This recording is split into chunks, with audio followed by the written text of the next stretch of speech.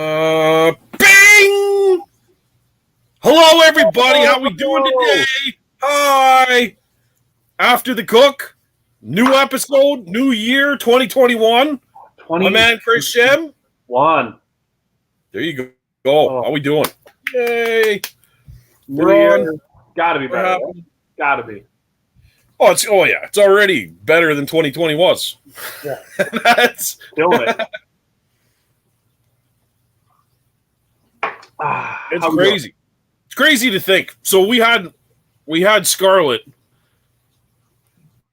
Oh, what a dick I am. We had Scarlett in February of 2020, right? Yep. And this was right before the pandemic. March is when things started getting crazy. She was a newborn, right? We literally had her home for a week. And they were like, virus, don't see anybody, don't nothing, and it just went right to hell. Locking you up. Yeah, that was crazy. C-Mac, how you doing? Hey, what's up, buddy? There we go.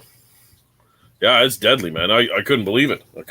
So, I don't know. With everything crazy that this year is thrown at us, I'm just happy to sink this fucking thing, get it done. Yeah.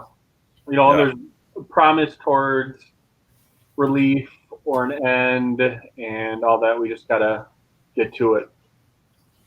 Gosh, this time next week will be about 34 hours after I get my second dose. So I'll probably be sitting here with fevers and a chill because they say about 24 hours after your second dose, you get a big reaction to it. Well, Captain Ron! What's going on, Captain Ron? What I was hoping you'd say was that you were going to lift your shirt up and it would be like, you remember Krang from the Ninja Turtles? Yeah. The little guy what was his name in Total Recall? Quaid? No, Quaid was the guy. The little guy that lived inside of the stomach. And he's like, Quaid, open your mind. You know which guy I'm talking. That's what I'm thinking. They said they can't guarantee this vaccine, man. They can't guarantee it. You might end up with a little guy in your stomach. We don't know. Well, I was hoping for like superpowers or, like a 4-hour erection or something, but I didn't really get anything off the first one. So. Oh, look at this. We got Mags in the house. C-Mac, Captain Ron, Tuna. Darren chimed in. Darren, you better have that TV on and going, and I need you to light it up every single time. Because I'm ready. Woo! Yeah, I am ready. I'm ready to go. Oh, buddy. Big game tonight for anyone that's not paying attention. The United States of America has come to Canada to play some hockey. So, I don't know how that's going to turn out. Actually, I know how that's going to turn out, but we'll put your guns down. Put your guns down. We're not ready yet, but that's so odd.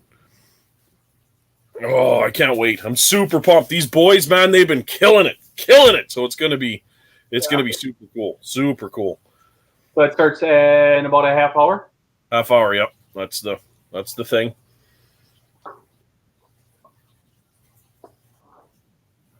Oh, just fantastic. So here we go. We're on. We're doing things. Let's talk about the holidays a bit. Let's get into that. Yeah. I can't believe no questions, just Captain Ron, but no questions here. No nothing. How did you guys all have a fun holiday? Talk to me. Tell me how you doing. Nobody has any questions for us. This will probably be, we don't do this very often, just the two of us anymore. This is a refresher course for you as well as me, right? Yep. Get to know our people a little bit more. Taking time to reboot the system maybe on the first show of the year and Mel, answer some questions. Fire them out. We'll do a little bit of chatting about the new year, what we're looking forward to. But, hey, when you guys got some fire out, C-Mac.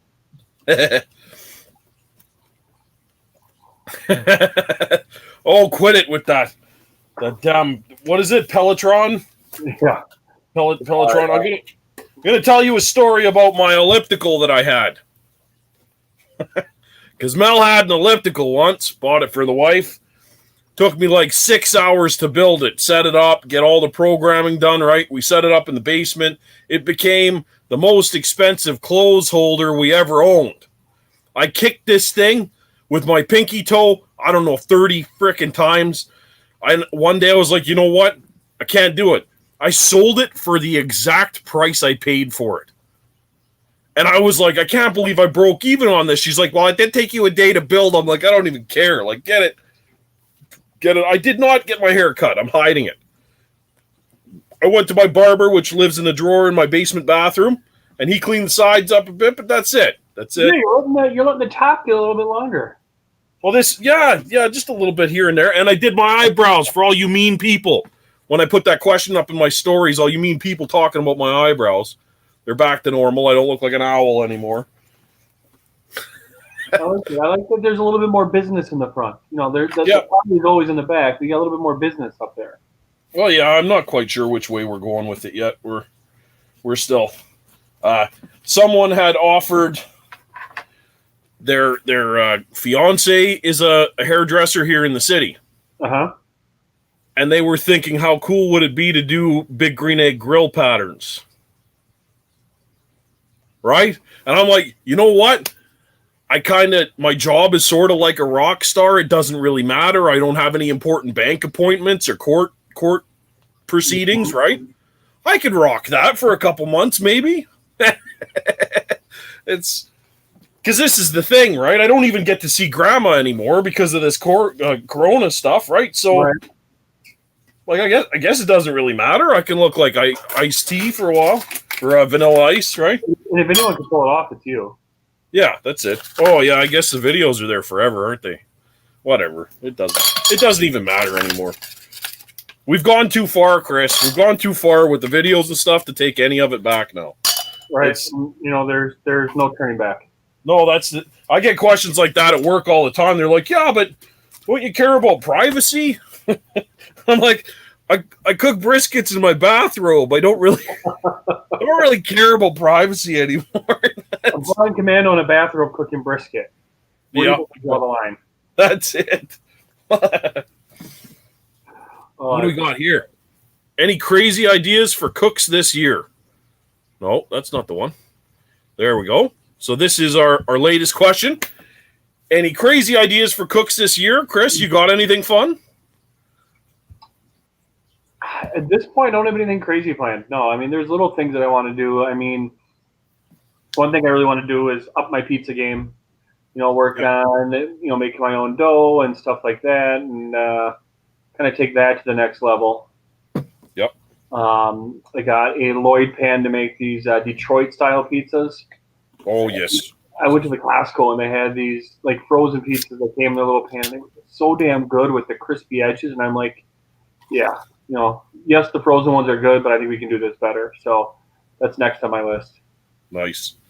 Yeah, pizzas are a hard one. I noticed a couple people really tightening up their pizza game. Buddha made pizzas for like a month straight. Yeah. Yeah, so I'm down with that. Unfortunately, I'm not a huge fan of the crust. To be honest with you, like, me and bread don't get along very well. That's why you don't see me baking a lot. Mm-hmm. Even when I have them smash burgers, the reason why my meat to bun ratio is just insane is because I don't want the bun. So I don't know. I eat pizza. It's very heavy on me, so I got to find a different alternative that also works really good for live fire or charcoal. Yeah. That's the problem that I'm having, right? You get into people with like that cauliflower, flour, whatever stuff, right? But it burns real bad. Right. It browns real hard. It goes like almost sour with that high heat. Kimmy, how you doing, Kimmy? So I actually did a pizza crust once made out of shredded chicken. Where that was the actual crust. And that was actually pretty good.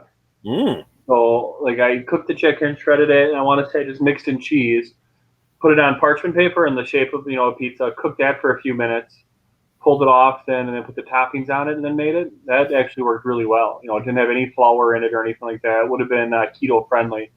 But yeah, it was actual shredded chicken as the crust. That's it. Well, there you go. Darren is asking, any barbecue-related goals this year coming up? Anything we want to accomplish or have our mindset on? Well, I'll tell you what. Oh, there's Ty. Ty Sherrill. How you doing, brother? He's a RecTech client. He's killing it down there in Texas, man. Just killing it. one of my big goals this year will be to get over the border. I don't even care anymore. That is like number one on my list. I am going to skip this border as quick as I can, and as soon as I can, one of my brothers in the States is going to line me up a gator from a seafood company. I need like 100 pounds of live crawdads and an alligator. I don't care what season it is, as long as it's legal. That's it. I'm done. I need to do that alligator cook. I'm so fed up with it already. It has to get done. So that's on my big bucket list. That one. I got to get to Texas. Do that gambit. I got to go back to Atlanta. Right, That's got to happen. I might do Florida. Right, we got the thing in Kentucky, maybe. So, yep. Right, there's some stuff. There's some stuff happening. Yeah, I gotta get all my ducks in a row here because I also have a limited amount of time off of my real job and my real life, right? So, yeah, time to get organized. This is blowing up quick, right? It's kind of weird because right now we're in total lockdown, so none of this seems even real. But in my head, it is already, and we're planning for the future. So it is, and I think October realistic goal would be, I think that would be realistic. I do think that I'm hopeful that things go well, and October we're able to get together and at Stone Mountain and nice. Would that be a show? Yeah. Oh, Jeremy's not feeling good today. Oh. Yeah. Little guy. Poor guy. Yeah. Yeah, Ty, we're in Alberta right now. It's a total lockdown. They've shut all the restaurants to sitting down. They're allowed to do curbside pickup and like skip the dishes stuff, but that's it. There's no bars. There's no outdoor gatherings. You're not allowed to have anybody in your house. If you're in a car with someone, they have to be of the same address as yours on your ID. It's bananas how tight they are up here. And, like, we haven't quite broke this curve yet either, so we're all kind of like, what the hell is going on? And throw all of that in the mix, all of our politicians took off to Hawaii and Mexico for Christmas. All of them that are like, we're in this together, we're doing this together, blah, blah, blah. And all of them, boom, see ya. They all took off to the tropics, man. It's hilarious. So there's going to be, like, some kind of, yeah. It's brutal, man. It's brutal. That went over well. Yeah. Oh, I'm down, man. I'm down. Yeah. That Louisiana crawfish come down. I've heard that a couple times already. So and they ship right across the states. Because that's what I was going to do last time we were down to Campbell's.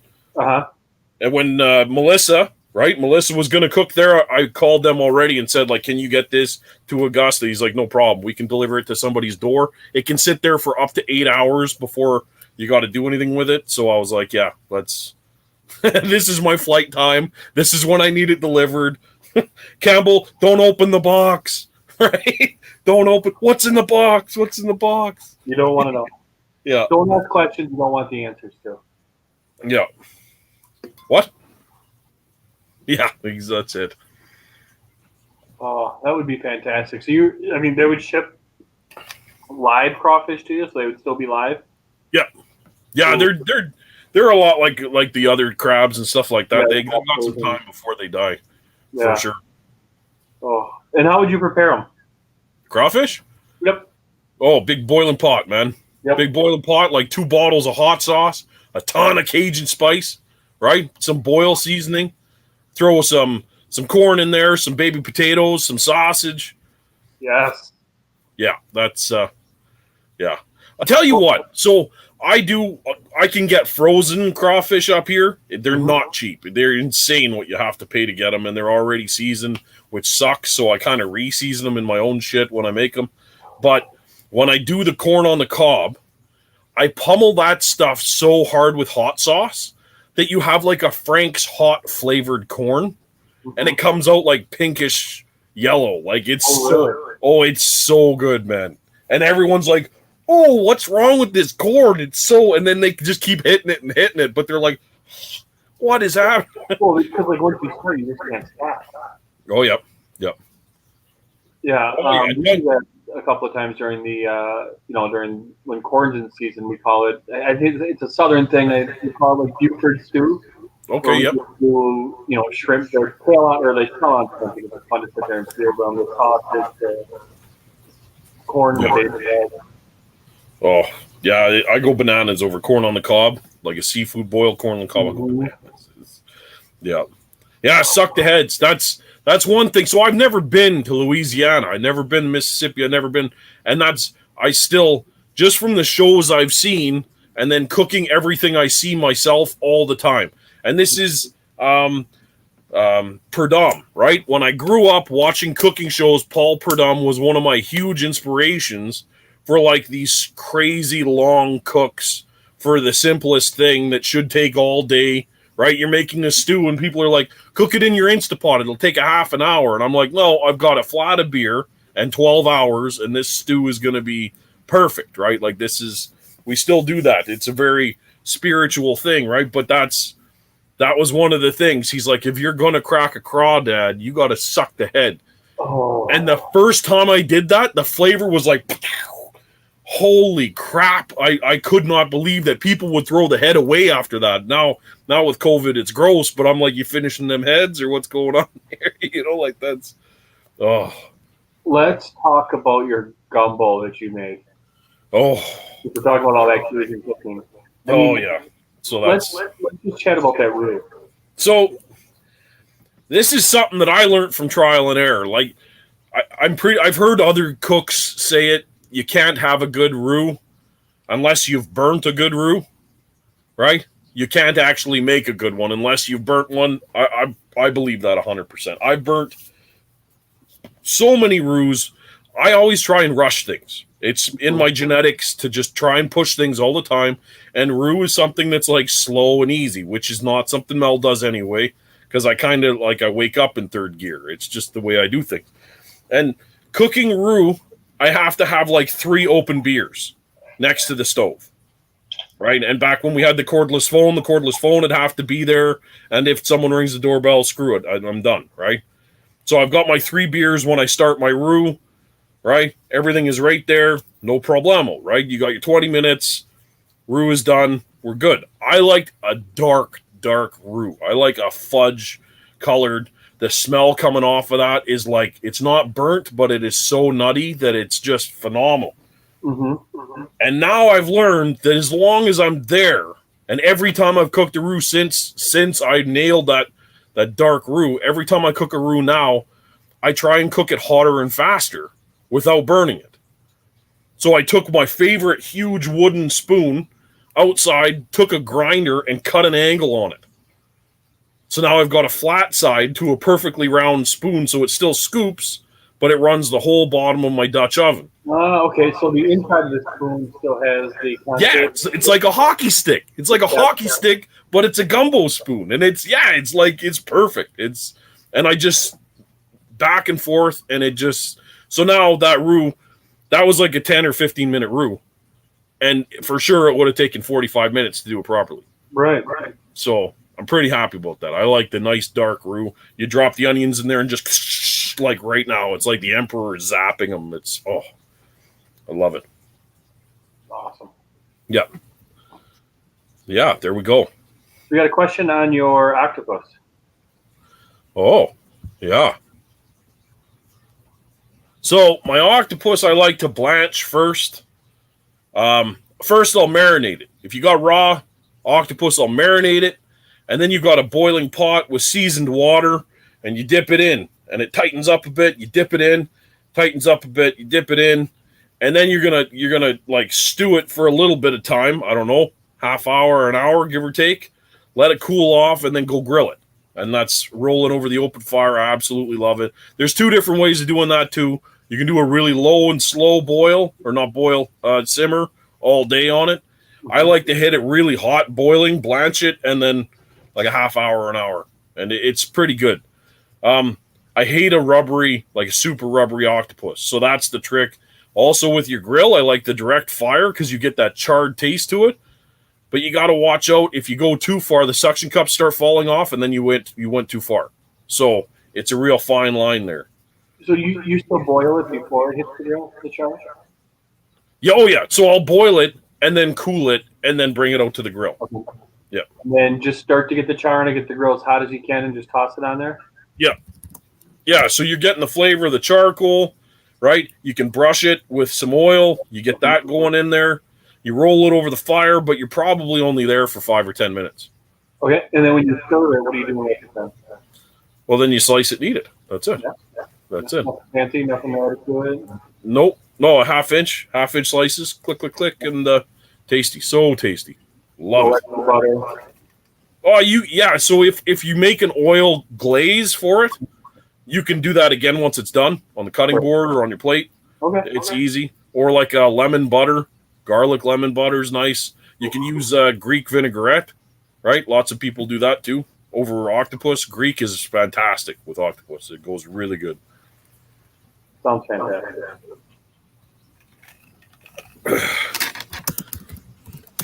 Yeah. So that smells octopus. What'd you get up to over the holidays? Anything fantastic? Stuff is okay. We did a nice little lobster cook for New Year's. You know, I just did grilled lobster, a Parmesan risotto, and then wilted spinach. And it's kind of our New Year's thing. We always do lobster on New Year's. It stems back when my wife was in middle school. Her parents always did that, so we did that. Even my 2-year-old had a little, 3-ounce lobster bill that he pick at and stuff. That was kind of cool. So yeah, it was. Otherwise, it was pretty okay. I think my wife and I went back like 10:30 on the.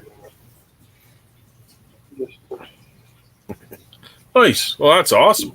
Nothing too exciting. How about you? Not too much. Not too much. I don't know. I've been doing some cooking. Yeah. So I'm a bit tuckered out from all the cooking, but the quarantine game has hit me pretty hard. Yeah, there were a lot of cooks, one after the other, just knocking them out every day. It was a bit of a blur, but it was fun. It was fun. Super happy with how everything turned out. Everything nailed everything. Yeah, that king crab was something else, man. That was insane. Like, you saw the size of the legs on that thing. Yeah. The meat I got after everyone had eaten their share and everything, the meat I got was a freezer bag like this of just straight Alaskan crab meat. It was crazy. Yeah, that's like you see on WS Catch, and like a whole pot full of those things. You had like that whole king crab. That was pretty fantastic. Yeah, I was pretty pumped about it. Pretty pumped. Oh. And sometimes, to be honest, like, I actually think crab is tastier than lobster. Yeah. Yeah, I'm a huge fan of crab. I think my wife just commented.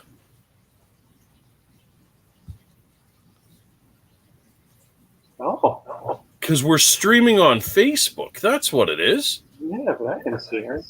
Weird. Weird. Ha! That's never happened before. Does that mean you got a lobster for? Yeah, well, no. I'm like this all the time, but You know what I mean, it's been how many years? 19 years, so. Yeah, it's been a while. We've been doing it for quite a while. Yeah. Yep. Luke was asking what we had in our glass for New Year's. What did I have in my glass for New Year's? I had champagne and orange juice. Drank a ton of that. We had a pink mosaic or whatever that is called. I don't know champagne at all, but Moscato? Yeah, there you go. Moscato. We had a pink Moscato, which was quite nice. I could have drank 4 of those, no problem. And then I was drinking bourbon. I don't remember. We had white wine because I needed some for the risotto. And then I had a pour of bourbon, which I think it was Colonel Taylor. Nice. Yeah. Yeah. Exactly. Well, great. The wife's here. Yeah. Yeah. Story time. Yeah. That was good. She taught me how to play Uno. Yeah. One of the things about being in quarantine is it's a lot like jail. You learn neat card games and stuff, and you start looking for weapons all the time. It's yeah. Yeah, we were playing here, a couple days ago. Yeah. Yeah, we had the snakes and ladders going. Me and the kid played Lego like for 2 weeks straight through the holidays. That was awesome. Had a blast with that. Lego's always fun. I'm so happy that she's in Legoland now. Like, how many times did you step on them? Well, that's the thing. I'm like a rhino as it is, so even big things that aren't really step onable, I will still step on, and it sucks. Yeah. Lisa's always like 2:00 in the morning. Can you get me a water? I'm gonna break my neck. That's how it goes. Awesome. 2021. You have any other good goals for it other than crossing that border? Anything you want to cook or maybe get better at cooking? Yeah, I'm definitely. I just want to clean up my stuff, right? I want to clean up all my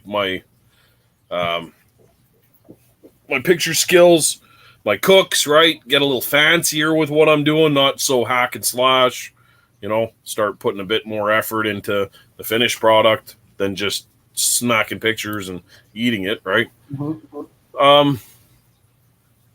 I don't know. This Instagram, YouTube cooking thing has really caused havoc on our kitchen. So I'm looking into other options for that because it's not big enough. It's not big enough for the stuff I have, the stuff I need. Like my spice pantry is turned into a spice pantry plus wall plus closet. Mm-hmm. My cast iron now outnumbers my regular pans, and we don't use cast iron in the house much, so it's starting to take over every cupboard we have. So I have to come up with a better way to do that kind of stuff. Over Christmas, we went to my parents' house, and we just did a gift exchange, and then we didn't do a big meal because we're trying to be able to all wear masks. And then I was like, hey, I got a couple of gas cans. You should check them out, see if you want them.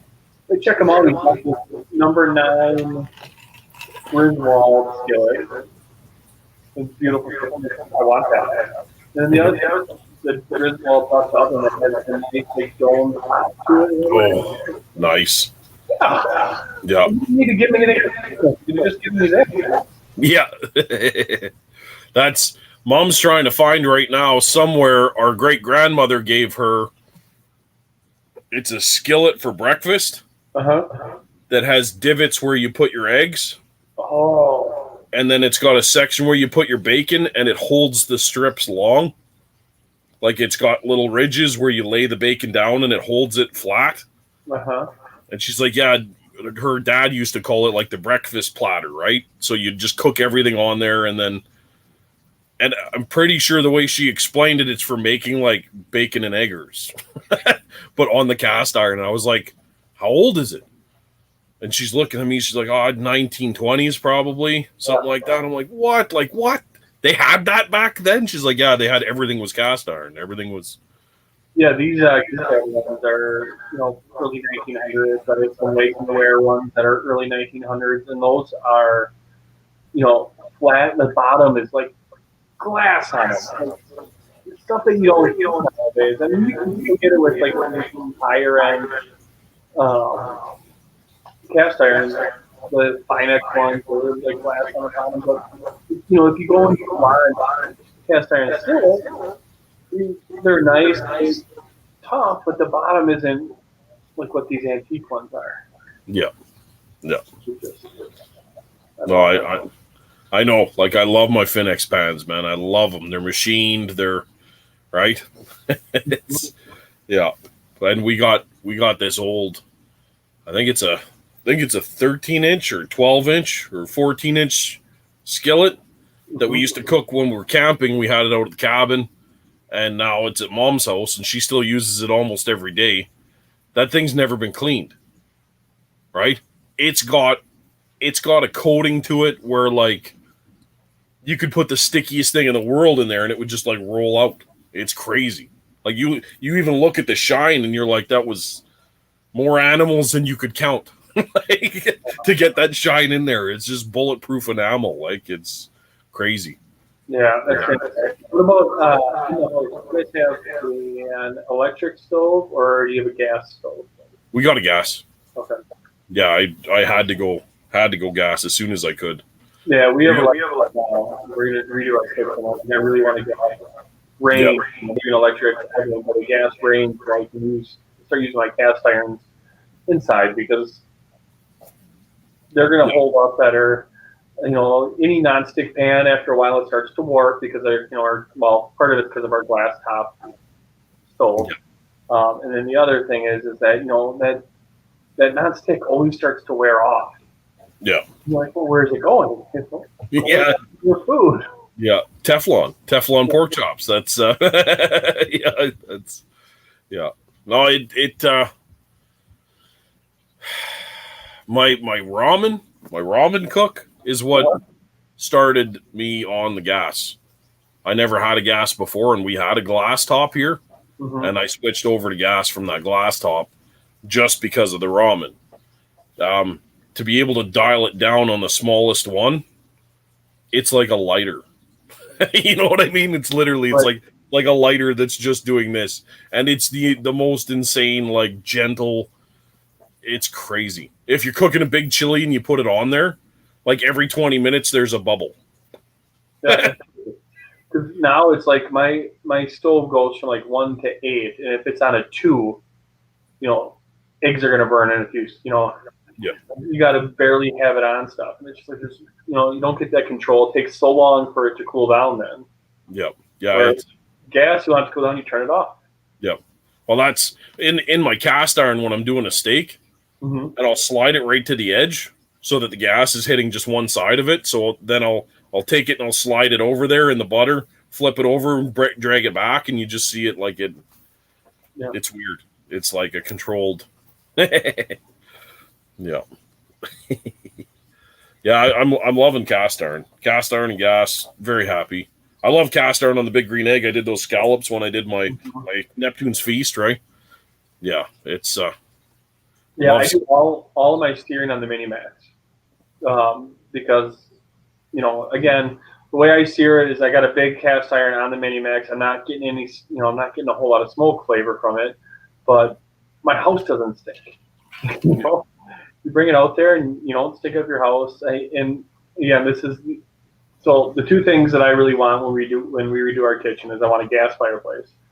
Not gas fireplace, gas stove. The other thing I want is a hood vent that vents outside. Right now, when they built our house, we just have the one that just circulates the air. So I mean, really, there's no point in having it because it just puts the smoke right back out into it, so it still sets off our smoke alarm. I want the one that sucks doors shut. Yeah. Start venting outside. Oh, I love a good hood vent is a hard thing to beat. Up in Canada, everything ducts straight up to the roof, goes straight up and out. So everything vents outside, but it's it's loud though. that's my one bitch with my my hood vent is loud. So if you're doing a video, you can't. With the hood vent on, you just can't. It's can't sound. Yeah.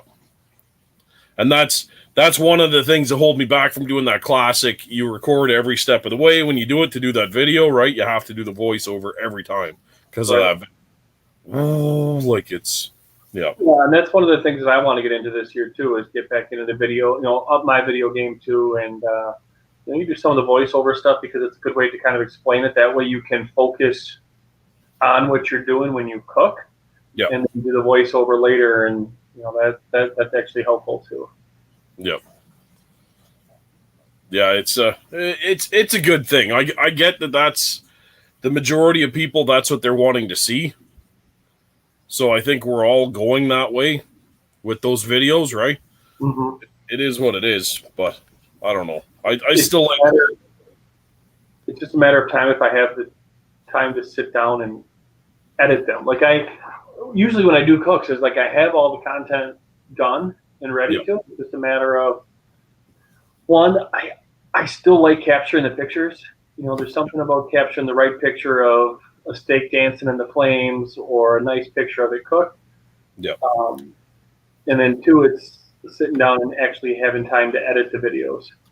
Well, that's my big conflict of interest every cook now, is that I'm shooting it for YouTube, but I need to take pictures of it for Instagram.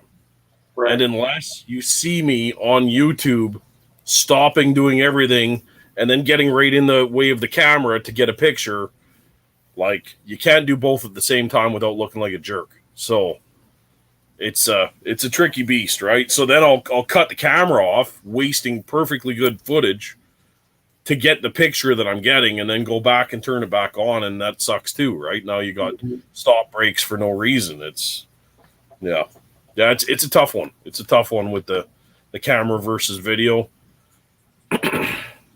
No. Yeah, I also want to, at least on my Instagram feed, step in front of the camera a little bit more too. You know, obviously after the cook I'm there, but you know, if you look at my Instagram feed, I'm not in front of the camera a whole lot. Part of it's because, well, it's me taking the pictures out there. I don't have, you know, every now and then I can talk my wife into coming out and taking some pictures. Then two, I just have to figure out how to, you know, turn the phone around, you know, the phone, or just push the button to flip the camera around. It's even easier, but yep. You know, just shit you don't think about. No, exactly. That's the thing. And that's something I tell everybody. Everyone that's looking to build their followers, right? Everyone that's looking to, right away, they're looking for the quick, easy way. And they always get so mad at me. I'm like, well, I'll post every day. Be there to answer all the questions and comments and concerns all the time. Make sure you're liking other people's stuff, getting on there and commenting on other people's stuff, and honestly read it. Know what you're commenting on, because they'll know. They're passionate about it just like you are. So why would you go on there and be like, cool? You know what I mean? And then, yeah, so after all of that, then my next thing is put your face on your own shit, right? Mm-hmm. People are following you because it's you. There's a million people cooking the same steak out there the same way. You have to make it your own steak, right? So how else are you going to do that? You got to put a bit of yourself in there. And that's what's worked for me. So that's what I always preach to everybody else. And then most people don't do it, but whatever. It is what it is. It's Travis, how you doing, Travis? Oh, game time. Game time. Oh, I hope this is a good one. Because if we lose to the States. US is already up to 2-0. Yeah.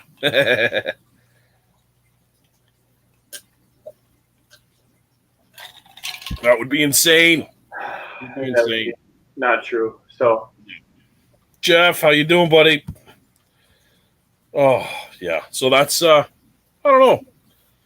Other than that, there's just a million things been going on, but also kind of seems like nothing. So it's I mean, it's again, we're still kind of in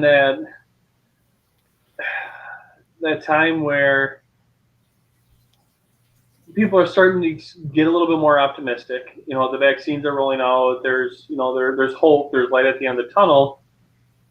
But at the same time, you know, shit's still going on. You know, we're still in lockdowns. I mean, more so you guys up in Canada than what we have. But I mean, it's still there. So we're still in this weird, almost waiting game where we're anxious to get going, but can't. No. You know, we got a million things running through our head where, okay, when this is done, I'm going to do this, and we're still waiting for it. But, you know, at least we're starting to get a little bit more hopeful for it. Yep. Yeah, it's, you don't even want to know about the vaccines in Canada, man. Apparently, we haven't ordered any yet. Like in Alberta, anyway, like it's, yeah. So then everyone's like, well, didn't the government promise that we have like 1 million coming? And they're like, no, we have to wait now. We have to, pardon? Like, aren't we out in February? Like, everything's done, right? That's no, everything's not done for us. We're going to be doing this for quite a while. So, yeah, it's a weird time, man. It's a weird time. I'm pretty sure I've had it. I don't know. I think I might have had it and didn't even, like, I got really sick at the beginning of this thing. Uh-huh. I don't know. It's weird. It's really weird. But I guess you can get sick over and over and over again, right? So it doesn't even matter. Yeah. How does a vaccine work then if you can get sick over and over and over? So, again, this is a little bit of a different type of vaccine. You know, like normal vaccines, they take the time to grow the antibodies and inject you with the antibodies, and that takes quite a bit of time. Yeah. You know, with this one, it's a little bit different because they're not injecting you with antibodies; they're injecting you with the blueprint to make the antibodies, and then are counting on your body to make those. Which is why with this second one, people are getting such a bigger reaction to it. You know, not that it's going to make you sick. So they're not injecting you with any portion of the virus. Yeah. You know, flu vaccines, they inject you with the deactivated virus that your body reacts to. So this isn't an actual virus. It's the blueprint to make the antibodies to fight the virus. So it's, you know, and just completely different. So you actually want to see a reaction to it. It just means that your body's doing something, that you're getting that response to bulk up to it. It's interesting. It's cool that they're doing that, but yeah, I mean, like you said, it's a little bit nerve-wracking. Yeah, I don't know. I'm excited to see where everything goes. I think it's going to be fantastic. I think this year is going to end off on such a wicked note.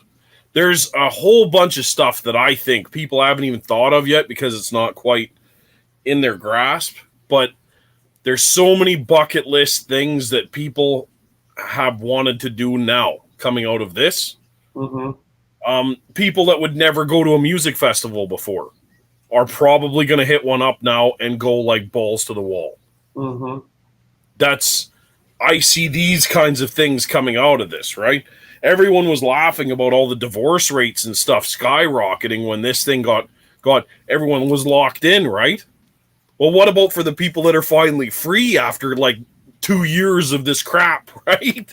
How's that going to go now? Like there's going to be some neat stuff. Oh, look, Wisconsin. Hello, Wisconsin. Yeah, it's oh yeah. Yeah. Spicy Jacks, how you doing, buddy? Yeah, it's I don't know. I'm excited to see all the different things that are going to come out of this. To each their own, right? I know myself. I have a huge appreciation for the crowds again. Mm-hmm. Since I haven't seen one in so long. Now I think back to like when we go to the hockey games, right? It's like elbow to elbow. People bumping into each other for like as far as the eye can see. And now that would be the biggest nightmare in the entire world. And when you were doing it, it was like you're holding your drinks up so that they don't bang around too much while you're trying to get. That was what you were concerned with. And now you'd be like ninja kicking people in the throat because they're too close to you. So. And then the other weird thing is like, you know, we're watching TV shows or movies and, oh, yeah, this guy walks in and starts shaking people's hands. And you're just like, can't do that anymore. Yeah. When someone's like sneezes, you're like, oh, Rona. Yeah. No, it's so our HR department at work, the guy who runs it, he's an old sweetheart. He is an absolute sweetheart, and I love him to death. But he's old school. He's one of the old boys, right? And every day he goes to shake my hand. He puts his arm around me, pats me on the back, right? And I'm like, quit it. What are you doing? Like, and he just, right? He'll pull his mask down to his nose because he can't breathe while he's excited talking to you. And everyone's like, stop it. Why are you? No dick nose. Yeah, no, it's so bad. It's so bad. But he just can't grasp it. He can't grasp that he is literally trying to touch everybody. And he's touching everything around him all of the time, and everyone's like, no, no, no, no, no, no, no. But that was normal, right? A year ago, that was normal, and now it's like, can't do it. You can't do that anymore. So, yeah. Yeah, that's one of those things that was a little weird too. Is that you just, like patience. Like when in clinic, I used to shaking people's hands when you walk into a room and all that. Now it's like, nope, can't do that. We don't do that. No touching, no shaking. Yeah. Hit the Purell. It's a weird thing because me, like in sales, right? That was a big deal. Shaking somebody's hand was like the clincher, right? And now it's like an insult to shake someone. I don't know, man. See, like that's a big thing in Germany and Europe. The shaking hands thing is still quite a big deal. Yeah, it's weird for me. I'm definitely a handshaker. I get some elderly gentlemen that'll come and be like, "Hey, good job. Yeah, thanks for all you do. Give me an elbow bump." It's not even a fist bump. The fist bump was a little bit more personal, but an elbow bump, I'm like, yeah. Oh man, I don't know. It's gonna be neat and weird to see the things that come out of this, how it's gonna play out, and it is what it is. Like we're living it right now. So whatever, but I'm quite curious to see which restaurants survive this thing. For my local scene, right? We went for donaires today because I'm back to work. Went for donaires, and Papa, the guy who makes the donaires, every time we've been in there, the last couple times we go in there, his kids are making the donaires. His kids are cheap. They're not focused. They're doing other things. They're talking. They're not into it like the old man was, right? So the donaire suffers, and now we're thinking, well, geez, I wonder if there's a better place close to work. Never in a million years would we have thought of going to another place. But the old guy, he can't be at risk anymore. So I can't see it staying open. If they can't serve that level of donaire, they're gonna die. And there's a lot of places that are like that for one reason or another, right? Supply, cost, whatever. Like this is, yeah. Well, when you look at the amount of, now it's probably not as big of a deal, but when this first started, the amount of food that these packaging places had, they had a lot of food that was packaged that wasn't packaged for sale to the public. That's right. Food that's packaged for restaurants. That's right. And now these restaurants can't accept that because they're not busy. These restaurants are closing. So, it's not just the restaurants. You wonder what it's going to do to the supply and demand of some of the stuff, which some of the stuff you would hope that, okay, it might drive down some of the prices for brisket being a big one. Did you notice in the middle of this thing, I had a run where I was always cooking pork tomahawks, the pork hawks, if you will. I used to call them pork hawks. This was because they were going to high-end restaurants. They were from a local farm, organic, free-range pigs, the whole 9 yards, right? That were going to high-end restaurants, and I'm not saying the name of the farm because of this thing, but all of a sudden, they were stuck with like 2 tons of these perfect pork tomahawks that were never frozen before and now are frozen in a C-can reefer unit. And they're like, what do we do? We've never had to like sell to the public, whatever. And they dealt with this crabby old, I think he was a wholesale food specialist or something like that. And he pieced them off like Facebook Marketplace. Really? And I saw a picture from his crappy, like, Flip Rogers phone, right?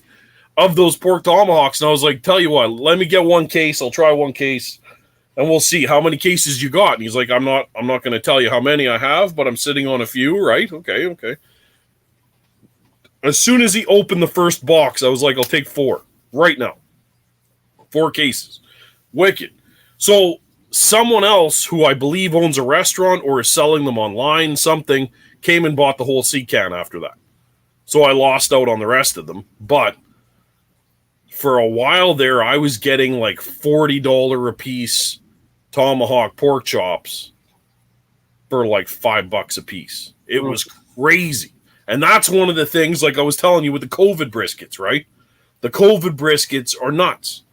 We're buying whole 14-pound double and triple A briskets up here every once in a while for $55. That's Canadian. That works out to like $35 American for a 14-pound brisket. Like, what do you do? I had briskets coming out of like pantries, man. I had briskets popping up. You'd go to get a bowl of ice cream and there's a brisket there. Like, everything was just, it was crazy. It was so crazy. And now, I don't know. Brisket. Yeah, now it's going to, probably level out. But, yeah, there's a lot of things that are going to be different. You hope that some of the restaurants that are there are going to be the good ones, or the ones that survive, the ones that can keep getting better.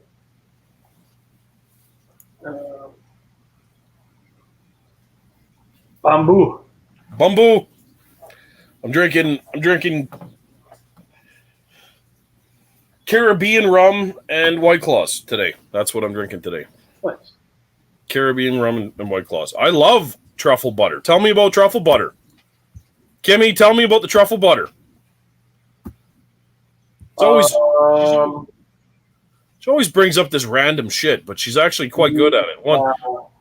When I was there, yeah, did you try the truffle potato chips? Yeah, just don't Google it on a work computer. Truffle butter? Yeah. Timmy's telling Jeff to Google it. Just don't Google it on a work computer. Or on Urban Dictionary. Oh, is this like the blue waffle thing? Yeah. It's a tricky one. Sneaky, Kim, sneaky. Yeah. Cheeky little monkey, you. Yeah, that's a sneaky one. Nobody look up truffle butter. Ooh. I thought she was talking about real stuff. She's not. She's being sneaky. Yeah, I got burnt with the blue waffle pretty good. Right away, I was like, I could make an Egg McMuffin with that. Jesus, Marion. Oh, this is a horrible thing. What am I doing? Can't look away. Yeah, that's exactly that. That's terrible. I need an old priest and a young priest. That's it. Like right now. That's No, I did order that truffle zest on Kim and Jer's recommendations, and I actually had to buy some for my boss for part of his Christmas present because it's just fantastic. The truffle zest on the Cape Cod kettle chips. When I went down there, I brought her a jar of the Black Evolution truffle sea salt. Mm-hmm. Not even a thank you. Unbelievable. Not even. Stuff is like gold, and not even thank you. So there was that, but yeah. No, that's exactly what I'm saying, Luke. It was. They had so much food. These briskets were being bought by restaurants, probably for ground, probably for whatever. And all of a sudden, none of the restaurants are buying them. None of the restaurants are open. All of a sudden, you have so many briskets piling up that they're offering it for $2.99 a pound, $2.79 a pound. Insanity. Well, we got Kyle in the house. How we doing, Kyle? Dirty old Patrick. That sounds fantastic. What are you doing, dirty old Patrick? Looking up truffle butter. Yeah, that's it. Truffle butter and brought him out of the woodwork. That's horrible. That's horrible. Oh, yeah. You'll look it up afterwards. You can report back to us next week. Did I tell you about the butter I used on that turkey? Did I go into that? That ostrich? Yes, my 38-pound turkey was like this big. That's how big she was, right? Just a monster turkey. I played a little game. I had used a ton of butter for King Neptune's feast the night before. Okay. So I had cooked scallops and tiger prawns in butter. And I still had half a Finex pan of butter left. That was slow cooked all night long with garlic and herbs and all of this. And me being Ukrainian, I can't throw it out. So I put it in a bag in the freezer. So now we've got like that compound butter. Like it's rock. It's nice. It's very nice butter, right? So here I'm doing the turkey. And I'm looking at that butter. I keep looking at that butter. I'm like, I'm gonna use that butter. So I knew that no one that was eating the turkey was allergic to seafood. That's the first red flag, right? Is that you can't be allergic to seafood. But the butter inside of that turkey, under the skin, with that hint of seafood still in it, actually made that thing insane. It was those turkey breasts, which were the size of picanhas, by the way. These monster turkey breasts were so juicy and tender and garlicky and herby, and it was so good. I'm not getting into that. Jeff is a criminal. I'm not gonna even look at that. I'm not even. Yeah, but that was it. It was phenomenal. Yeah, it would just bring a different flavor profile to that bird. It did. It added an extra, like, je ne sais pas. You know what I mean? It added a special little. Yeah. It was perfect. Yeah. You know, it's like sometimes when I like to try to sneak fish sauce into different cooks just to give it just that little bit of funk. That's what I was thinking I was doing with it, and it actually went kind of that way. Right. So I did a pork tenderloin, just the thin little guy, not the big fat Costco one, but the thin little guy, right? And I did the fish sauce with that. I did a really sweet glaze on it with fish sauce in it, and it stuck so nice. It gave it a little tangy nip at the end of that sweet, which was like so good. I wish, just because of that, I wish I could cook medium rare pork.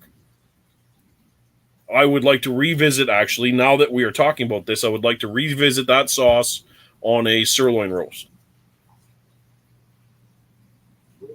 Beef sirloin? Yeah. Okay. Yeah, beef sirloin roast with the hoisin, a bit of maple syrup, bit of barbecue rub, and then a ton of fish sauce in there. Done medium rare, I bet you that would be phenomenal. Oh, yeah. You know, and I do think that the fish sauce does complement beef really, really well. Like, I think that's a flavor you can kind of hide in there. One of my favorite side dishes is a recipe by Stephanie Izard. She won a season of Top Chef. She won a James Beard Award. Awesome restaurants in Chicago. I actually got to meet her when we ate there one time. But she has these beans called magic beans, which, you know, when you make it, you're essentially making it with fish sauce and the beans, and then there's like this mayo drizzle you put over it, and it just, like, as you read the ingredients, I'm like, this sounds kind of weird. Yeah. When you make them, it's just like the flavors are just so flippin' amazing. So if you look up Stephanie Izard, Izard, and magic beans, the recipe's out there for them. It's a phenomenal dish that it uses that fish sauce with green beans that just not flavors you would think of, but when you eat it, you're just like, just makes a lot of sense, and it's fantastic. Those sound a lot like a Japanese bean that I had, and I'm trying to think they were a wax bean. Okay.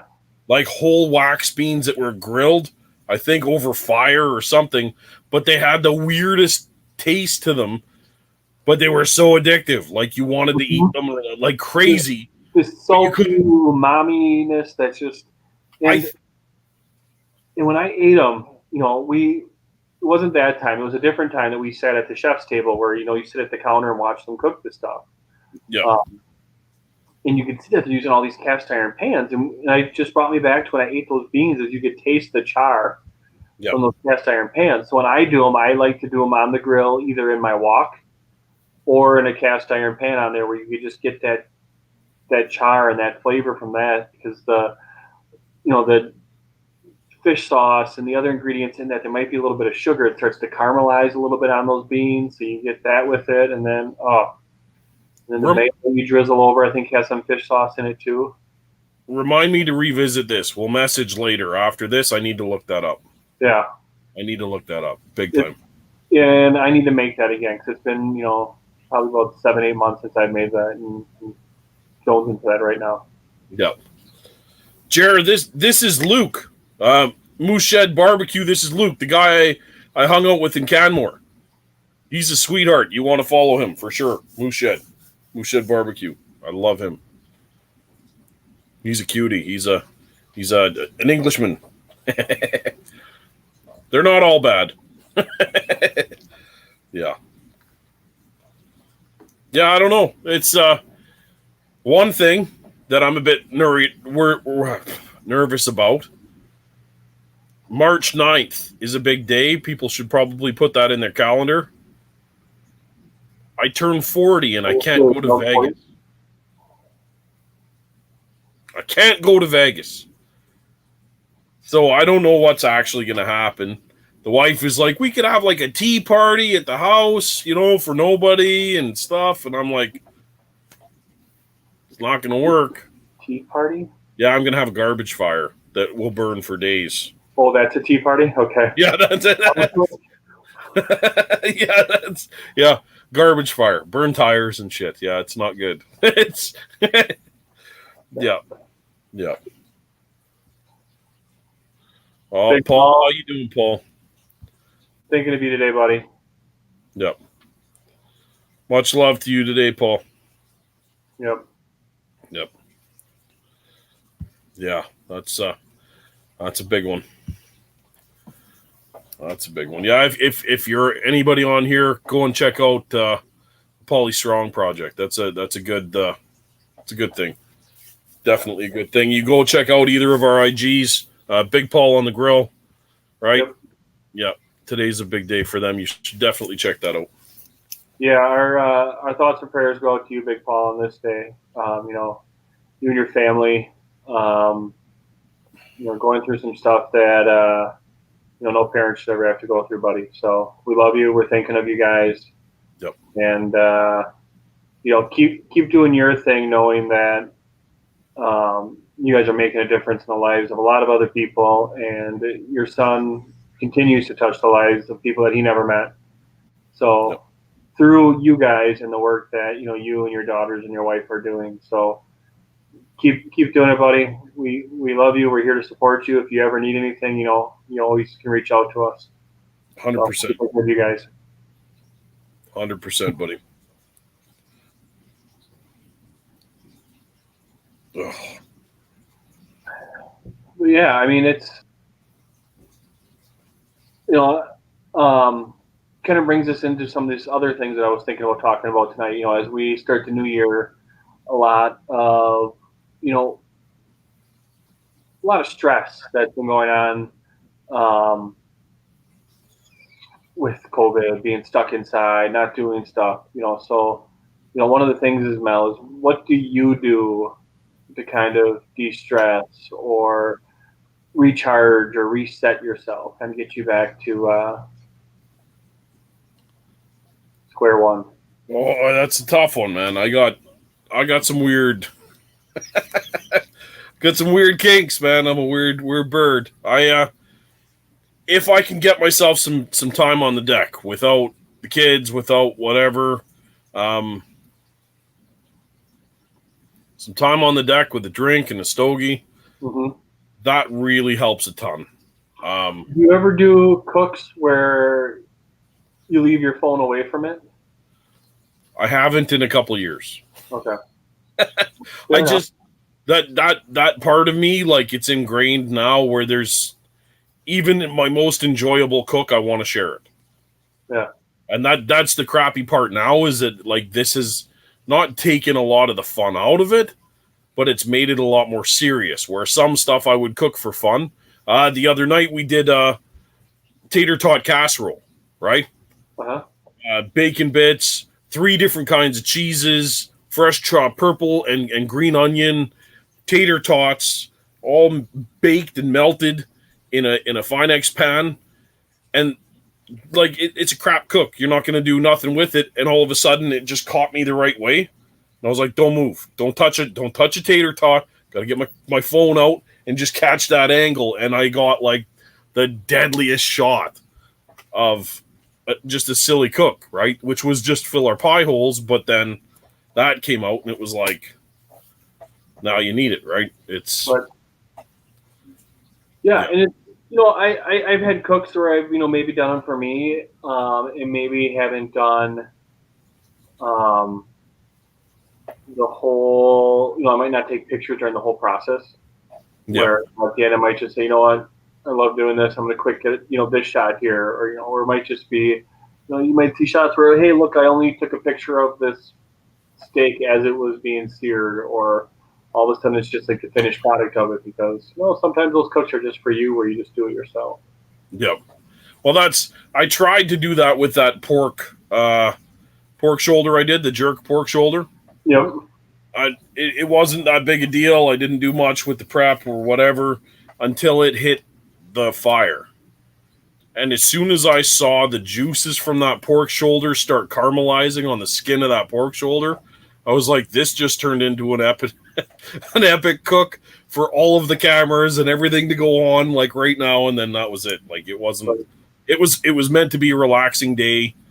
Just, I had already thought it, and it was like an afterthought, right? And then all of a sudden, all stress back again. Or like, you know, sometimes it might just be you doing a cook a different way.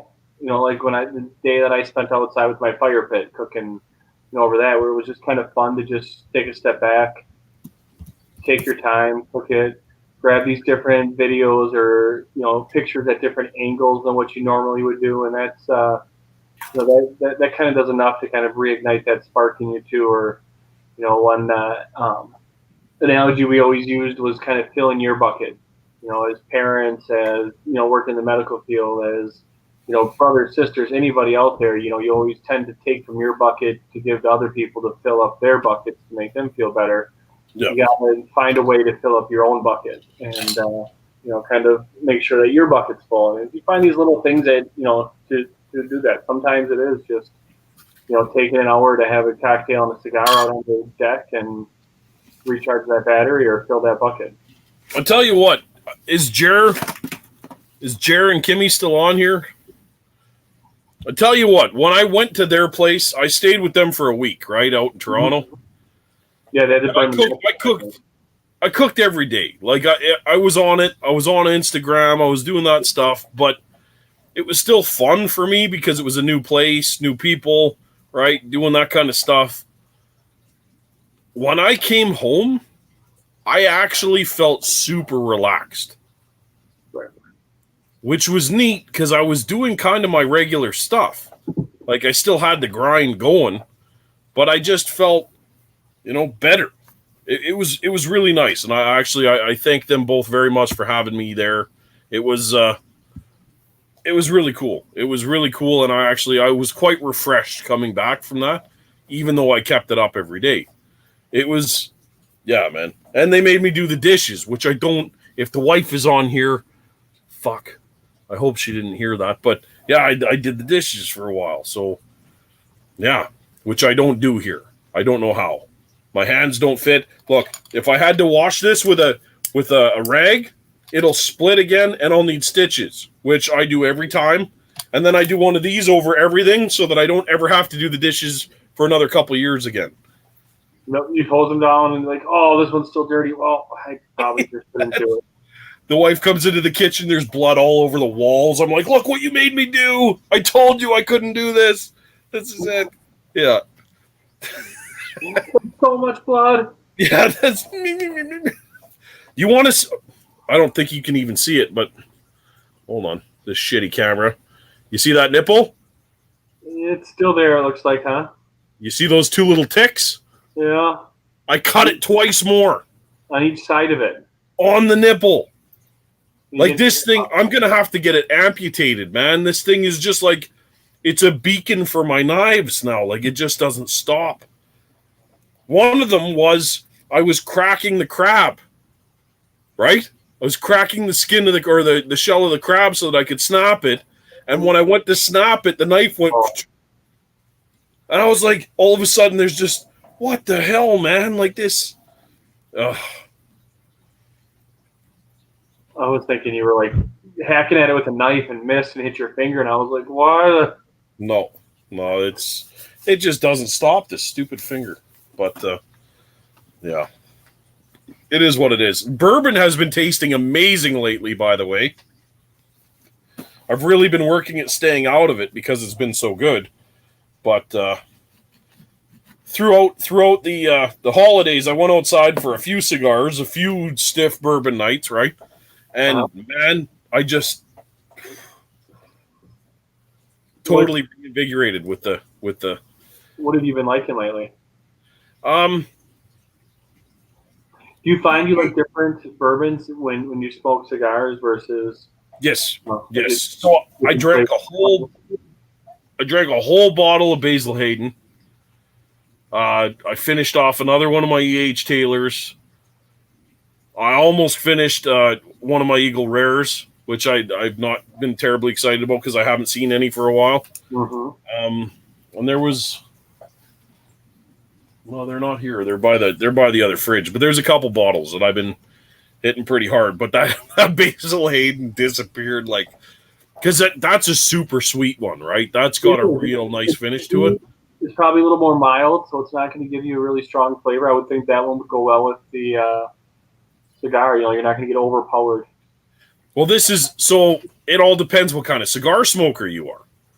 I like the triple Maduros. I like the dank, super dark, heavy. If you're not smoking cigars, they'll green you out. Like if a newbie grabbed one and powered through one, like they'd get greened right out. They're heavy cigars. So it kind of doesn't matter what you're mixing it with because it's going to overpower everything. Right. But that Basil Hayden, being as sweet as it was, mixed with a little bit, just a little pineapple juice. Because it's the holidays, and I'm standing outside in my robe, but like for days on end.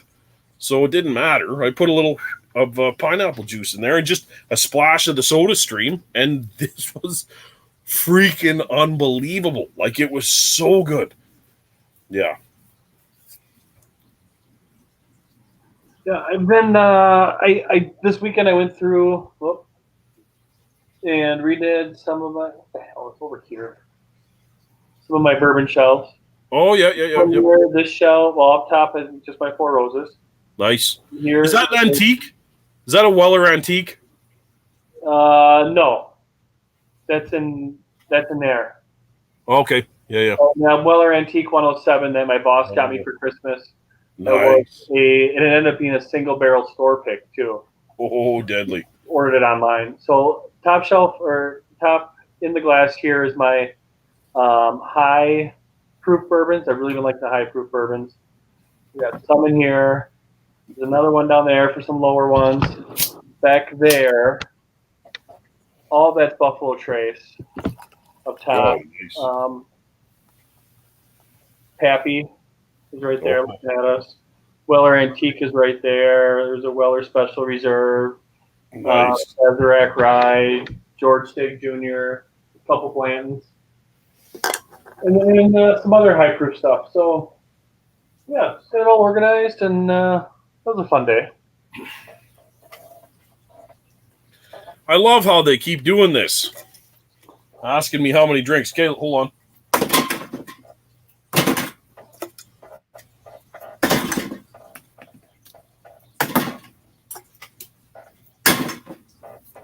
Five. Yeah. Oh, you know which one I've really been liking lately is Woodford Reserve Double Oaked. That one has been a nice pour. It's got a little bit more of that just oaky earthiness to it.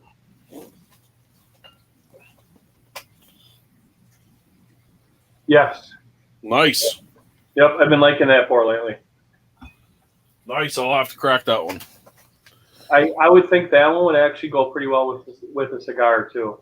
Okay. Yeah, I will crack that one. Yeah, that was a good score. That they're actually quite hard to find up here, so I was pretty happy to get that.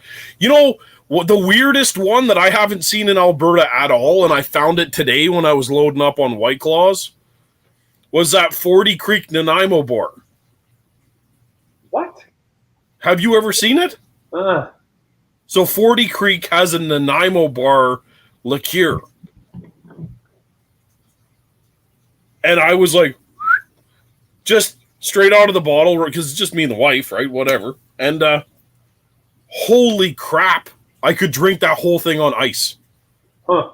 So good. It was like kind of like a Bailey's, but a bit stiffer, I guess, right? No, oh man, drive you bananas. So I like to do, back in the day when I was a young buck, I'd drink in a big, huge wine glass, like a goblet style, ice, 2 shots of vodka, 2 shots of Bailey's, and then finish it with 2% milk.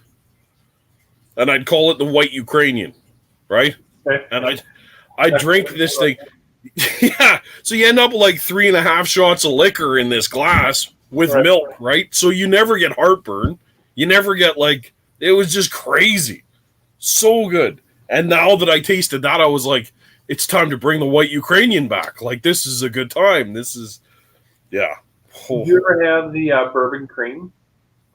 No. So Buffalo Trace makes one. So it's a bourbon cream where it's got bourbon in it, but then it's like, it's like a Kahlua type. Oh, yeah. Yep. More, the bourbon flavors, not much coffee, but it's pretty smooth. So that's hard to find. That's a Buffalo Trace. There's, I think I saw an Ezra Brooks, and there's another brand of that. But it's, it's like an after dinner cordial drink that you have. Jesus. Trying to find the score for the game because no one's pumping the score here. I don't know. I'm panicking now. For some reason, I couldn't get the channel to go. Ask Darren. He should be able to give you an update. Darren, are you watching? You on here?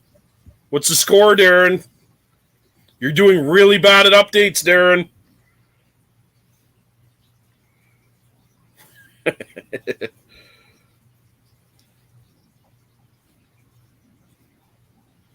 Oh, it hurts. It's 1-0 still. 1-0 still. Jeez. For the United States of America. For Daddy Dutch. Oh, you's a funny man, aren't you? That's yeah. I am doing bad at reading. It's very true. Yeah. Yeah. I don't like to read very much. I get everything on audiobooks. Have someone read it to you. That's the magic, yeah. Oh. Yeah, see, I wish I was watching that game. Holy. I bet you them boys are just duking it out. I love hockey. This COVID, man, for what we've done in this city, this would have been the biggest. I'm telling you right now, if I was able to go to that game, I would be at that game. Maybe I'd be doing this from a pub somewhere, but you wouldn't hear shit because there'd be 10,000 drunken people behind me, falling everywhere. Would you be wearing yeah, Canada jersey for sure. For sure. But this is... You wouldn't just have, the maple leaf shaved into your chest hair? You never know, man. I might dye it red for this. You just... this is a big deal. The World Juniors in Edmonton at Rogers Place, this is a huge deal. And for, no one to be able to do anything, it's crazy. The guys at work were all staring at each other should we go get a few cases of beer and go into the boardroom? And I'm like, is this illegal? I don't know. Because we're at work, right? So it's not a social gathering. It's... Right? I don't know what the gray area is for this, but yeah. No, this is the one thing I miss is going to the pub for a game like tonight. Mm-hmm. So we have schooners here at Boston Pizza. They're I don't know. They're a pitcher but tall. in a frosted glass, so it's kind of like you're not drinking a pitcher, but they're pretty much a pitcher. And I'll put a splash of Kamado juice in there and drink my Budweiser, my Canadian, and I'll like 4 of those. You're sitting real pretty.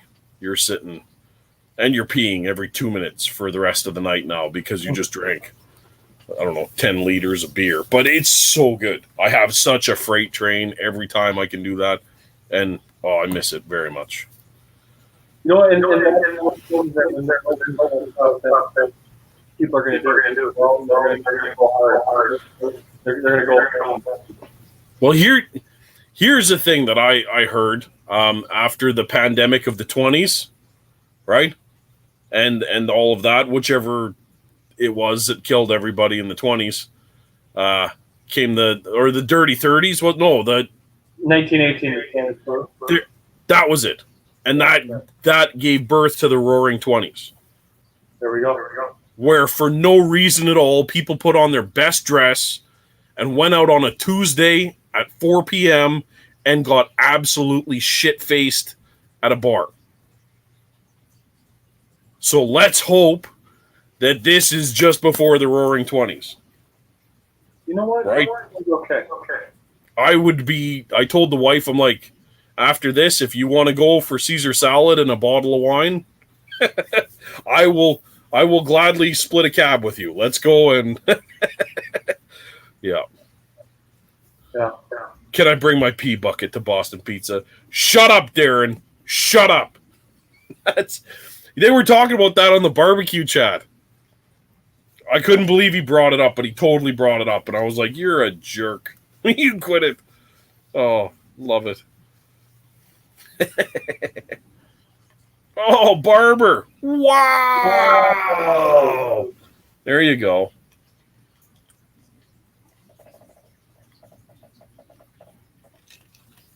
Yeah, I don't know. It's been a good week. Back to work, doing stuff, right? It's not bad. Swing of things getting back to normal and busy. Yeah. How are you doing? How's your numbers looking? Is it still swamped there or what? Yeah, it's not great. Yeah. I think our state today, we had only just under 4,000 new cases. Okay. But we only have 3,500 tests, so our positive rate was 45% or something. Yeah. I think we had 95 people in the state die from COVID today. Jesus. That's a big number. But I think it was starting to trend down, but now we're going to get that spike with the holiday spike. Yeah. No, that's what I was wondering how that goes, because we weren't allowed to do anything, right? It's been quite crazy here, actually. So who knows how it's going to go. I don't know if we're going to get a spike. I think we might get a spike anyway, but yeah. So here's a fun thing. I think if everything is lining up correctly, this Friday, I'm going to be doing a hot wing challenge with a few of the Team Green Canada guys on my YouTube feed. Everyone enjoyed it so much when I ate that cherry bomb and almost shit my pants and puked, right? I had people commenting that still bring it up. Like, oh, I love that time that pepper snuck up and kicked you right in the face. It's so funny, right? I'm like, yeah, that's... So y'all going to get another chance to watch me maybe puke or go into cramps or something. We're doing six different hot sauces. The last one being shit the bed 12 out of 10. So it's not a fun lineup. It's pretty grueling. It's going to be a fun time. And I think that's going to be on Friday.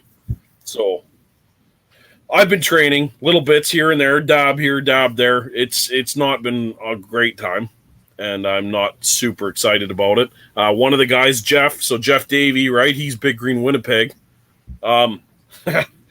He doesn't do hot sauce. So this is going to get him in the mouth like a moose. This is going to be a good time for everybody involved watching that. Oh, Saturday is going to be a rough day for Jeff. Yeah, yeah. Jeff's going to need a hemorrhoid cushion, whatever those are. Yeah, it's a good call to do the Friday night just because of that. I could spend half of Saturday in the bathtub, right? It's not so bad. That's because I told you about that time with the mucho burrito and the lady, right? That was like, oh, you want it hot? Okay. It was so bad. Yeah. Gringo. Oh, yeah. See, Daddy Dutch. There you go. No problem. No problem, he says. That 12 out of 10, man, is hot. It is hot. Everyone's always like, yeah, but then when you put a teaspoon in your face, it's not good. It's not great. It's painful. Painful. So yeah. You might not be doing it for the challenge, but when you eat wings normally, you dip them? Yes. Ranch? Yes. Depending if I'm doing hot wings, right? Ranch. If I'm doing like honey garlic or something like that, I might put them in hot sauce. Okay. Yeah. Or get a buffalo sauce, whatever. Something. And I don't like blowing all of my cards at once here, but something that we do at one of the pubs that I like to go to a lot, or used to like to go to a lot, they would do buffalo wings with a side of donair sauce. That's the sweet sauce. Okay. So you take your hot wing and you dip it in the sweet donair sauce, and it's So that's not like the tzatziki sauce, like with the cucumbers in it, like a gyro sauce? So a sweet sauce is condensed milk, sweet condensed milk with vinegar and a splash of garlic powder. Huh. So it's literally like a white syrup with a bit of a garlic aftertaste. It's phenomenal. So you take a hot wing and dip it in that sweet sauce. It's crazy. Yeah. Oh, I can't wait. Kimmy's gonna have the have the B reel going for Jared, because Jared doesn't like hot sauce very much either. I'm hoping everybody that competes pukes. That's what I'm hoping. That would be my ideal, is that we all cry and puke. I might touch my face in some way and have like a horrible accident that way, which would make it even better. We'll see what happens. It's going to be...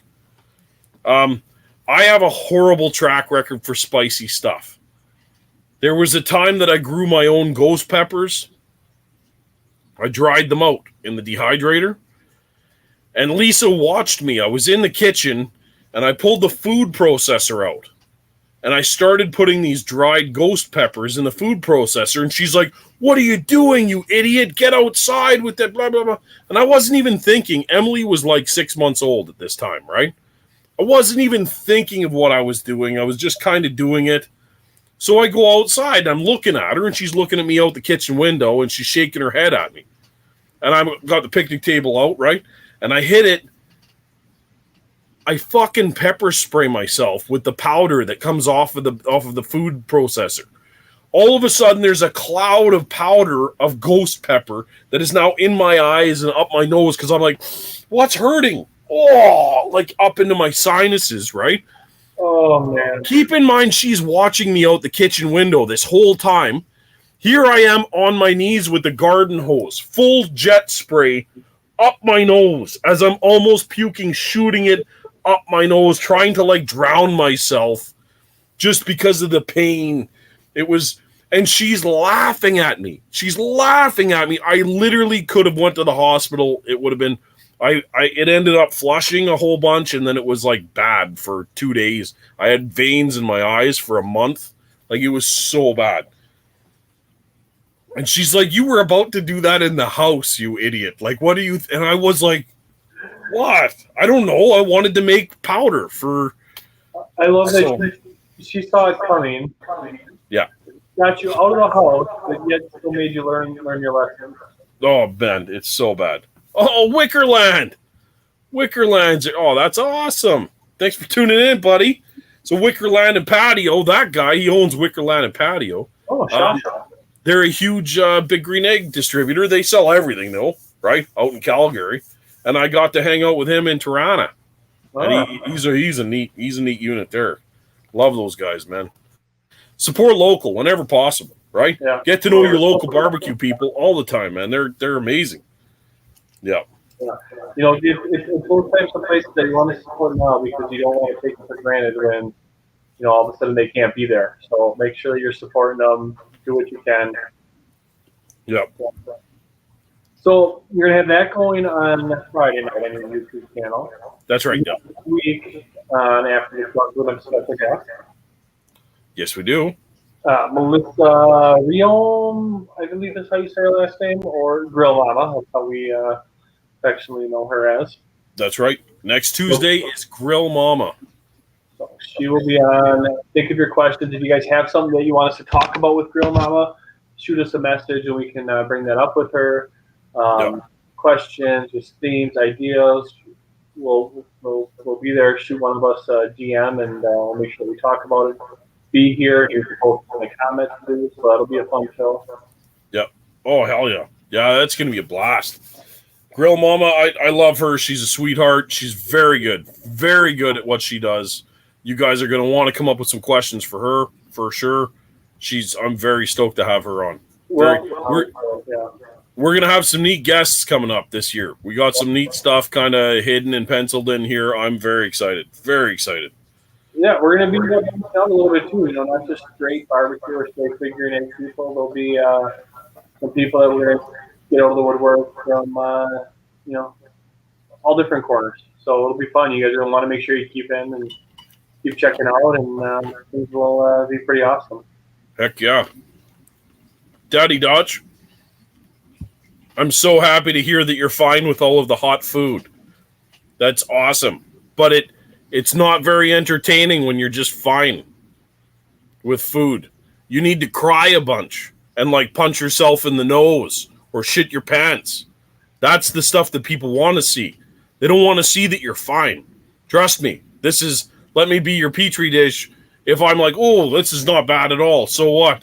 No one wants to see that. They want to see me puke a little bit or maybe choke, right? They want to see my eyes go all fucky. That's what they want to see. That's what I that's what I got to do now. I got to make pain on my face.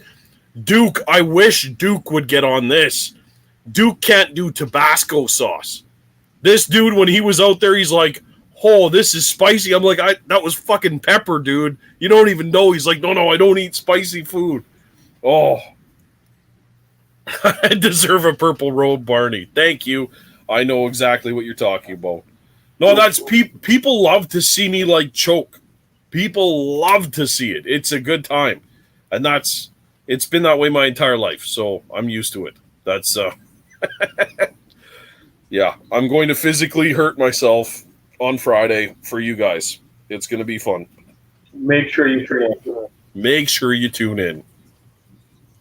Because it's going to be gross. Oh, yeah. So, yeah, water gives me heartburn. Exactly, Duke. Exactly. I can't believe it's 2-0 for the States. I'm getting a little nervous now. My light hasn't gone off yet, so I don't know what that means, but it's not good news. Yeah. It's stressing me out. Come on, Canada. Where are you? Come on out. So, yeah, you got anything big planned this week? Anything fun? Unfortunately, I'm on call this weekend, so I usually don't try to plan any big cooks during the call week, because if I plan it, it's not going to turn out. Okay, yeah. So we'll see. I'm going to try to do some little things and get some things done, but nothing big planned right now. So that'll be for next weekend. Nice. Yeah, I don't know. I did almost everything. I had a couple of special things put aside that I'm saving for other stuff, but we'll see, because Louis out of the bubble tomorrow, I think. Okay. But I'm still not allowed to see him because of fucking our restrictions and stuff. So we'll see what's what. But yeah, give me 2 seconds. I'll be right back. Can you ask people any questions or something? Just for a second. See what the score is. Score's 2-0. Yeah. Anybody have any questions or things that you want us to cover? Or again, like I said, Grill Mama is going to be on next week. So any questions that we should bring up with Grill Mama? For those of you who don't know her, look her up on Instagram, Facebook, and her blog. she can pretty much cook anything. So Duke's got a couple of dishes he's going to work on this week. That's good to see. Anybody else have anything you would like to see us try to cook too?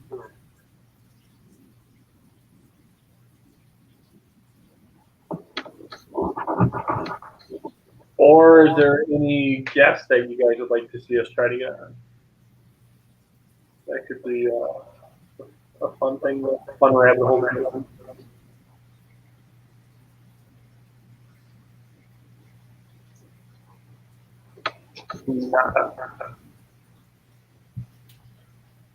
Well, at least Mel's not pissed in a bottle on air.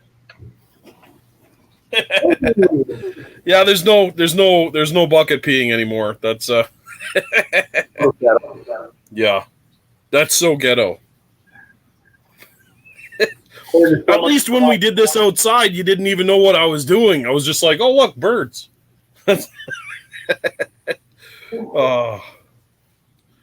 Could you imagine me with purple hair? That would be silly.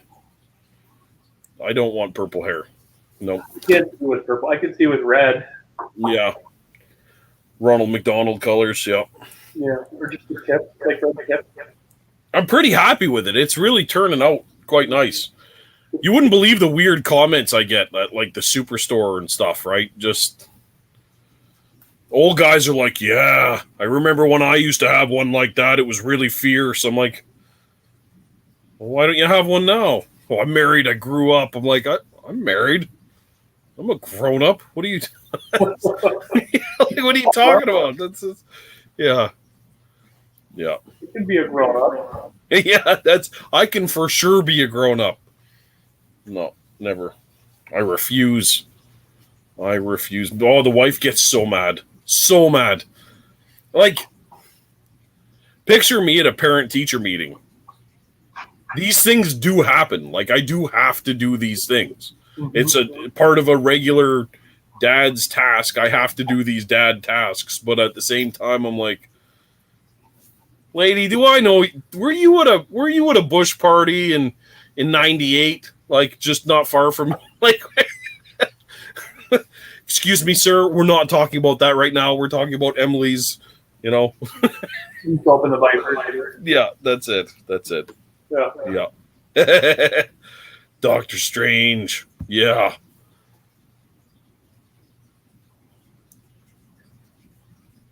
Oh, yeah. No, Sam Olmec, if you're talking about Sam, no, man, he doesn't come on here. He's doing his own thing out there, I guess. He's doing his own. The Team Canada, they're a bit different. They're a bit different. I love them all. They all have their special little quirks and stuff like that, but they're all very. It's a lot different than the States, right? Team Green in the States, everyone talks. Everyone. It's a neat thing. We got to work on the Canadian side a bit, I think. Yeah, a little segregated. Yeah, it's because they're so spread out, right? They're so spread out, and so many different people, different walks of life. You go from Quebec to the island, like it's, yeah. So we got to do. Grill Mama, she had an egg. I think she's still got an egg. He has an egg. We have two. Yeah, she's got Art the Flame. Art of Flame. A Heston gas grill that she cooks a lot on. Yep. I think she's got an Alpha Forno pizza oven. Okay, yep. She might have had a KJ. Yep. We got a Traeger too. Okay, yep. Yeah, she knows what she's doing. Yeah. She knows her way around everything. Yep. So she'll be a good one. We want to make sure you catch that one. We don't want to miss it. Yep.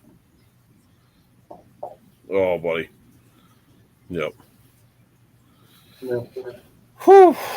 Still no updates. What's going on here? Still Canada 3-2. Yeah. I think you would have known before it was 3-2. Yep. Yeah, 2-0. Second period. Jesus. There's still plenty of time. Yep. Thanks, Jeff. Thank you very much. That's yeah, it's a weird one, man. It's a weird one. NHL is back on right away, so we're pretty pumped about that. Yeah, was that starting in a couple of weeks? Couple days, I think. Oh, really? Yeah, it's coming right away.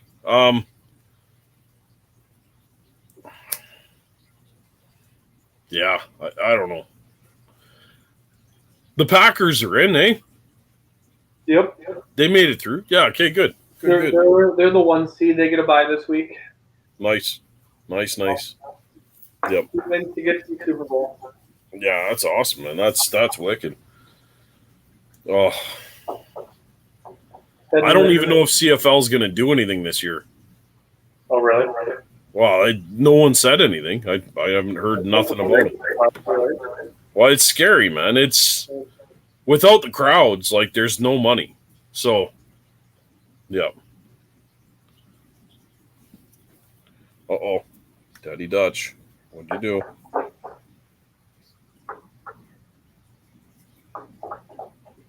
Uh-oh. Nice. That's one thing I got to get on is building that smoker. Holy cow. Love seeing people building pits. I'm starting to get more focused on mine, I think. It's coming. Yeah, the plan's coming through. Well, that's in order to work on that thing, I'm going to have to take some time off the gram, right? Mm-hmm. I don't know that I can do both efficiently plus a job. Like it's. Well, you should have some cooks stored away now, yeah. Oh yeah, I've got content, all kinds of content, but the trick is being there, right? Mm-hmm. Yeah. No doubt. Jer, love you. Thanks for stopping in, buddy. Yep, feel better. Yeah. The McDavid mullet picture is awesome. Duke sent me a picture of McDavid. He had a big handlebars and a mullet. I was like, wow, this is striking. Like, this is... Yeah. Jeff, have a wonderful night, buddy. Friday, get excited. Gonna be crazy. Heck yeah. Well, I guess that's it, hey? Yeah, it's about getting time for me to... Look, yeah, well, it's... Yep. I'm gonna go and try and catch some of this stuff, I guess. Yeah. Some of the game. Hopefully, with some good luck. Oh, no doubt. Oh, yeah. Thanks for tuning in, everybody. Again, make sure that you're here next week to catch Melissa Riom, a.k.a. Grill Mama. Heck yeah. Yeah. It's going to be a good one, guys. Thank you very much for tuning in. Y'all have a wonderful night. Have a good night. Be well. Yep.